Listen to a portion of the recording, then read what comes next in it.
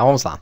Aqui nós vamos precisar de fazer o seguinte. Eu vou precisar de pegar algumas informações, né, para poder passar para ele aqui como parâmetro, que seria o usuário atual na qual eu estou trabalhando a edição e os novos campos, né, em que eu vou estar enviando aí para que ele edite. Então vou fazer o seguinte. Vamos criar aqui uma nova variável. Eu vou chamar ela de db2, que vai trabalhar com o meu context, com o meu banco de dados, e vou iniciar aqui então o e-commerce context. Beleza. Só para que ele possa acessar as tabelas no banco de dados.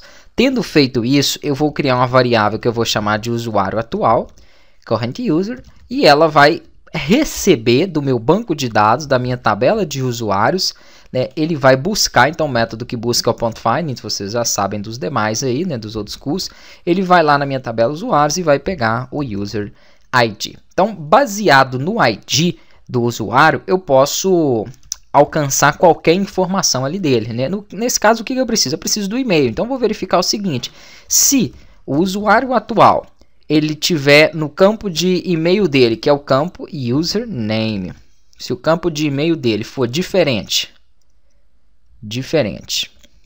exclamação igual, do campo do usuário no banco de dados, que é o user.username, então prestem atenção. Se o usuário em que eu estou no momento agora, ele for diferente, ele tiver um e-mail diferente do usuário que está salvo no banco de dados, então é porque realmente eu editei e eu quero que esse usuário também sofra modificação, para que não fique dois usuários diferentes. Nós tínhamos um usuário aqui, por exemplo, que foi testes, e no banco de dados eu estou com ele como teste. Então, para que isso não aconteça, né, eu vou fazer o seguinte: quando tiver diferente, ele entra dentro desse if, e entrando dentro desse if, eu mando ele atualizar. Beleza.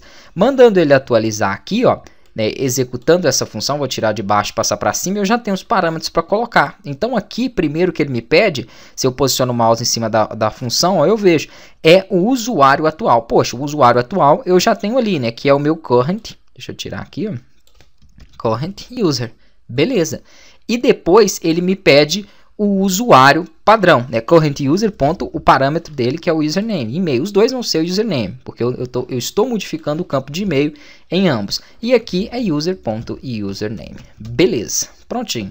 Então, esse current user carrega as informações do usuário em questão, atual. E esse aqui do usuário que está no banco de dados. Prontinho, né? Aqui é só você fazer o seguinte, porque como eu abri uma nova conexão, então um db2.dispose para que ela feche, para que finalize ela também, para que você não tenha problema aí futuramente. Vamos mexer também, para não ter que ficar testando toda hora, no método delete, que é bem mais simples. O delete aqui no post do delete, depois que ele salvou as modificações, eu faço o seguinte: eu faço com que ele também exclua, né, utilize lá a minha função.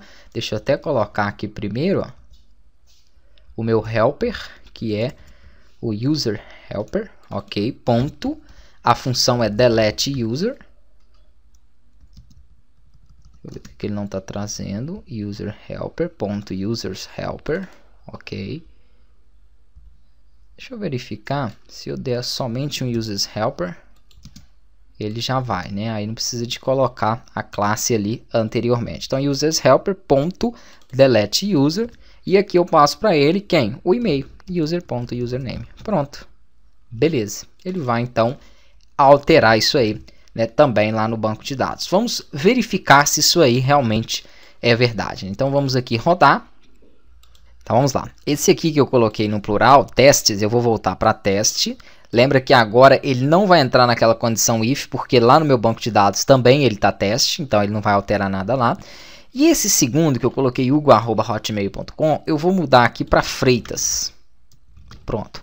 Aí sim, quando eu clicar em salvar, ele vai estar diferente do banco de dados. E ele estando diferente do que eu tenho aqui dentro do banco de dados, que é na minha tabela user, ó, que é hugo@hotmail.com. Vou fechar ela e vou abrir novamente. Essa é a user padrão, né, do AS.NET. Perfeito. Ele mudou para Freitas. E claro que se eu abro aqui também a minha tabela de usuários, ó, deixa eu fechar ela porque ela já estava aberta, botão direito, mando verificar, ele também alterou aqui, né, para Freitas. Então vai estar funcionando perfeitamente. Eu tenho uma modificação sendo aplicada aqui, né, e lá. E se eu deletar o usuário? Então vamos fazer o seguinte, vamos deletar esse usuário aqui, ó. Ok, ele sumiu aqui, normal. Vamos fechar a tabela de usuários. ASP.NET Users. Perfeito. Ele sumiu aqui também. Então está funcionando perfeitamente. A mesma coisa essa outra aqui.